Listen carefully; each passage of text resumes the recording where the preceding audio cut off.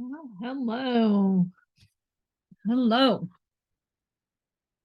Good morning. Here we are live in Facebook.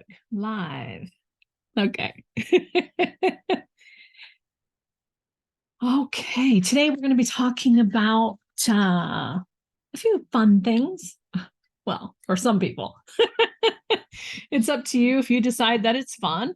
I hear quite often about women in business. And for those of you who don't know me here, I'm Kimberly Borgens, and I am the CEO of Delta Protective Services, the head coach of Be a Legacy, known as the Queen of Accountability, the Queen Bee of the Hive Society. So all of those titles there that I have. But what I really wanted to do was to talk to you today about some things that often get pushed aside. So often I hear, because I work with a lot of women in male dominant industry. I've been working in a male dominant industry for over 30 years. And women will ask me the question, Kimberly, like how hard is it working with men? And I have to tell them, it really surprises people a lot, because I'll say, look, working with men is not that big of a deal. Yeah, there's some butt heads every now and then that have, a little attitude, who think they're smarter or better or whatever, right? But working with women can be downright nasty sometimes. Women get jealous and have envy and want to, talk about people behind their backs. Like, men will just say it to your face, like, then you just deal with it, right? But women can get a little snippy. So don't be one of those women. Okay, that's my tip. My biggest tip for today is, don't be one of those women who get so caught up in scarcity, which we're going to be talking about today, that you're more backstabbing, you're talking behind people's back, you're trying to minimize what another woman is doing in business so that you look better. The truth is, you don't look better. Okay. So don't be one of those women. But today, what I'm going to do is I'm going to talk to you about collaboration over competition. Okay. And really dig into, what is collaboration? What is competition? Why does that scarcity come in? And then give you some practical steps to foster more connection, create more collaboration, build genuine friendships in business, things like that. So hope that sounds good for you guys today. And if you'll just, leave a comment below and let me know what's one of the practical tips that I give you that you think you can take on, or you're like, oh, I haven't thought about that one in a while. I knew it, but I haven't been doing it. Like, share with me, let me know in the comments. So let's go ahead and talk about, first off, what is collaboration, right? Collaboration is working with someone to create something. So you're working together with someone to create something. So what's competition? Well, in most cases, competition is the act of competing for something. So that's two people working against each other in competition to be better than the other person, or to win something over somebody else, right? So collaboration is working together for something. Competition is basically working by yourself against somebody for a competition, right? And so what I'm going to talk about today, the collaboration over competition, is stop thinking about business is, I got to win over here and make them lose over here. But how is it that you can work together with other businesses, other people in similar industries, or in, industries that complement you, complementary industries, so that you can get the edge over competition? So how does that sound? All right. So let's just take a look at this. So scarcity, first off, let's pay attention to what that is. Okay. Scarcity means that you're believing that there's not enough. And when it comes to business, look, I get it. There's third world countries. There's even our own country where there is a scarcity of food for people because of lack of money, because of, what's happening in society around them, in the cities, the communities, the choices that were made in life. Like, I get that. Okay. I'm not talking about that today. So let me just be clear. Today, I'm talking about in business. So in business, I want to say that scarcity is an illusion. we come into the mind of scarcity that there's not enough money, there's not enough clients, there's not enough ideas out in the world for everyone in business to win. But you have to pay attention. Like, you're the one who has to stay ahead of the competition. Okay. I mean, think about it for a second. In the wintertime, Coca-Cola, right? They run these cool Christmas ads. They have the trucks with the Santa Claus on the side and all the lights. And I'm still waiting to see one of those in real life. I haven't seen one ever, but right. But, I've seen them on TV, right? But they have the cool Christmas ads. And Coke, what happens with Coke is their profits go up a little bit in the wintertime because there's that feeling invoked in that ad that people go, okay, let me go buy Coke, right? And then there's Pepsi, right?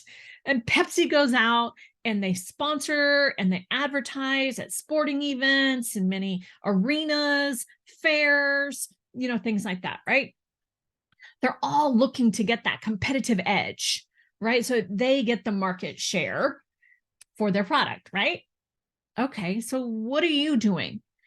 Okay, you have to keep working to find more people to buy your product, just like Coke and Pepsi. They're just looking, and they're looking for that, what's that next competitive edge that I can get? Now, that's competition, but it's competition in a complementary business. Coke and Pepsi are very similar products, but they want to stay ahead. If one of them went away, y'all, we would be okay because the other one would still be there. But because there's two, they're always competing against each other, but not in a way that slams, backstabs, pushes people out of the way. They're just promoting themselves a little bit better for different places to get competitive edge. There's enough people who drink Coke for those industries to make good money. There's enough people drinking Pepsi for those industries to make good money, right? Like, those companies are not broke and they do the same thing, right? Are you seeing that there is enough business, even for you, no matter what it is that you do? If you can get out there and have a competitive edge and collaborate more than you're focusing on competition, like there's not enough and having scarcity, then you'll do a lot better. There's a lot of people in your niche.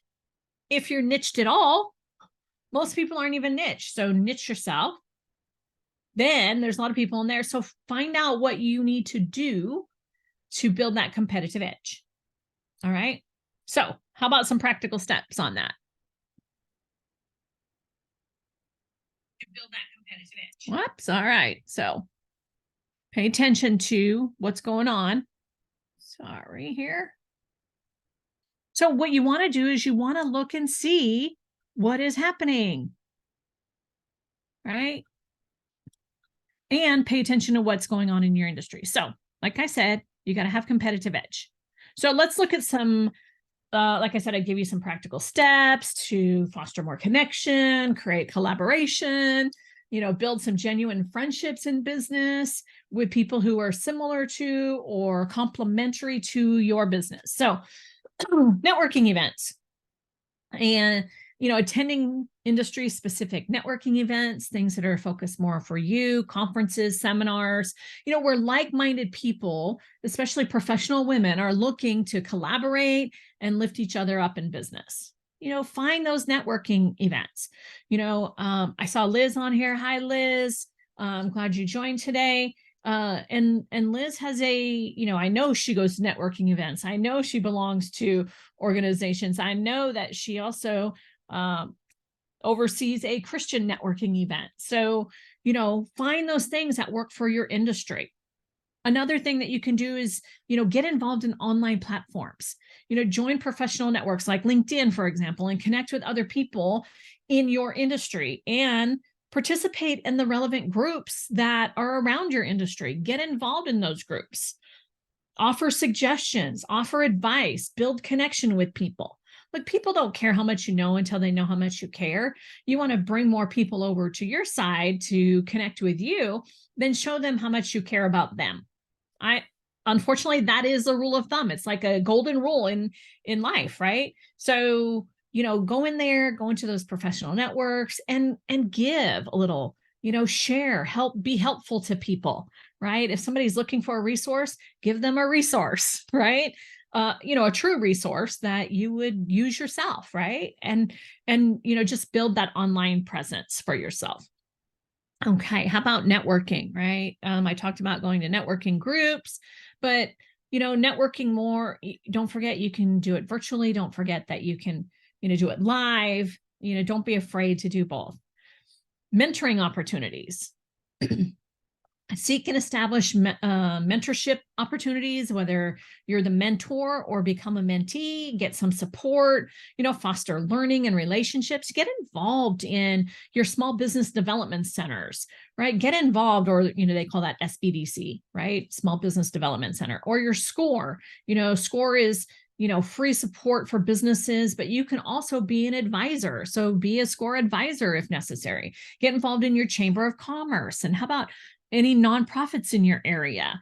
See if you can mentor nonprofits in some business areas, helping them get, something that you're good at, right? Like maybe you have a great resource that they could utilize, but if you're not involved, then how do they know you have that resource, right? So getting involved in some mentoring opportunities and helping another business grow, or helping, a nonprofit grow, and just being of support. Get on some collaborative projects. Engage in collaboration projects, right? Collaboration initiatives, things that are within your field, within your connections, that have shared goals, right? Get involved in, community efforts on stuff that you have good experience with, working with clients in the paid realm, right?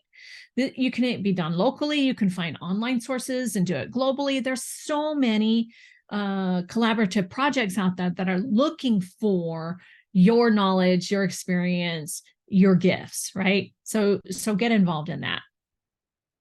Let's see, the other thing that you want to do is get, workshops and trainings, attending workshops, attending trainings, things that can, you can attend, enhance your skills, right, while you're attending, and create opportunities to interact with other people. Host your own workshops, right, and training sessions, to help build collaboration with relationships with you. The more people that you get in, they can be free workshops. They can be free. They can be minimally cost. Like I do a series here. I call it my brown bag series.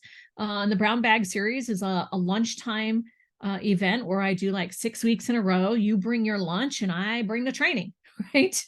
It's just a lunchtime thing. And I usually start like at 12:15 and end at 12:45. I do a 30-minute quick training on something that around business. And so I have my brown bag series, right?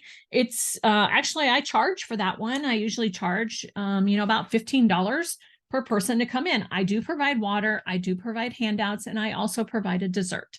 So, right, that $15 is paying for the expenses of that event, right? Very minimal cost, but it is a training that you can do, something like that. So bringing people to you to build collaborative relationships for the future. How about social media engagement, right? Actively engaging on social media, sharing your insights, participation in discussions like I was talking about doing over, in LinkedIn and the professional sites, but getting involved in the groups and sharing information on all platforms of social media, and connecting with professionals, in your area, in your space. So, get involved and do some social media engagement, not just social media posting. So they're two different things. Get involved with some support networks. Create a support network for women in business, right?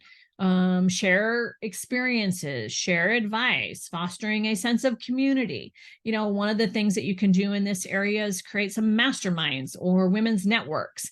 They're great for these kinds of resources. So you can get involved in those, or you can create your own. But finding ways to, mastermind so that other people are, lifting other people up as they're growing in business, or creating a network that fosters, community and collaborative efforts. I talked about nonprofits earlier, but volunteer opportunities, actively look for places that you can participate in volunteer activities, things that are related to your industry, or maybe not related to your industry, but that you can find people there that you can meet while contributing to a cause. So find some volunteer opportunities. I was talking last night, I went to an event that had vendor tables, and most all of the vendors were nonprofits, and what they're looking for were people for their giving Christmas trees right now, for sponsorships for some upcoming events. They're looking for businesses to get involved. One of them was looking for speakers who could come and train about something to support their clientele. Right. So finding volunteer organizations that can help you. Look, if you're a speaker and you can train on something, and maybe you're doing it in a volunteer organization, but those people know somebody. Okay. So don't be afraid to collaborate with them. There's other things like casual meetups, organize or attend casual meetups, mixers, luncheons, coffee dates, bring together a couple of other people in collaborative kind of businesses, or complementary businesses to your business. Sit down and have coffee, get to know each other, right? Look, I don't drink coffee, but I know what having coffee means. I can go in there and I can have a cup of tea, I can have a glass of water, I can have a smoothie, whatever it is. Okay. But we just call it a coffee. So don't get caught up in the name, right? Because since I don't drink coffee, I know that in the beginning, I'm like, I don't do coffee. Why do I go to a coffee? But look, I know some of y'all are like that too. So, get out there and connect with the casual meetups and everything else. All right. Oh, somebody came to visit me. So let's see, casual, how about continual learning? Everybody say, hello, this is Miss Holly B. She escaped somewhere, so she came running into my office. So I think Dad let her in and she took off running. So, as I was talking about, continual learning, stay informed about industry trends. What are the new advancements in your industry, what you're looking for, and then provide conversation starters and enhance your professional image, right? Listen actively to the people. Always when you're in that space of continual learning, is looking for what other people have to contribute about your industry. Somebody might give you a piece of advice. They might give you feedback. You might look at it as criticism, but if you really just stop and take a look at it and really hear the people out, what they're saying is somebody's not doing what they need. So could you add that to your business? Could you find a way to collaborate on that to make it work in your business?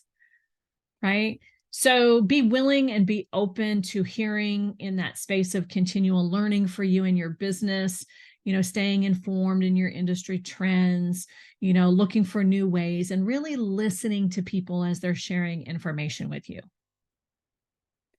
So I hope one of these is a great tool for you, whether it be, networking events, getting out more and collaborating with people, online platforms, mentoring, collaborative projects, right? Workshops and trainings, right? Social media engagement, support networks, volunteer opportunities, right? Casual meetups, continual learning.